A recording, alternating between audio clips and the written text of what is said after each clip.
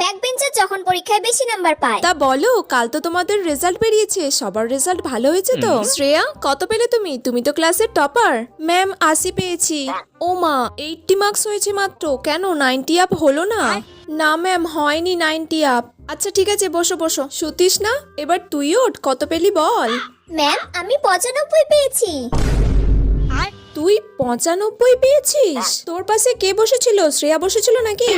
Ma'am আপনি না থাকলে তো আমি এত নাম্বার পেতামই না। সে তো আমি পড়াশোনা ভালো করাই, আমি তো জানি। যা যা পড়িয়েছিলাম তাই তাই তো পরীক্ষায় এসেছে। আর তো পড়ানোর টেকনিক আছেই। না না ম্যাম, আমি আপনার পড়ানোর টেকনিকের জন্য বলিনি আমি বেশি নাম্বার পেলাম। আপনি যা পড়ান তা তো আমার মাথার উপর দিয়ে যায়। কিন্তু আপনি যদি পরীক্ষার আগে আমার দাদুর দোকান থেকে প্রিন্ট আউটটা না বার করতেন কোয়েশ্চেন পেপারগুলোর, তাহলে তো আমি এত নাম্বার পেতামই না।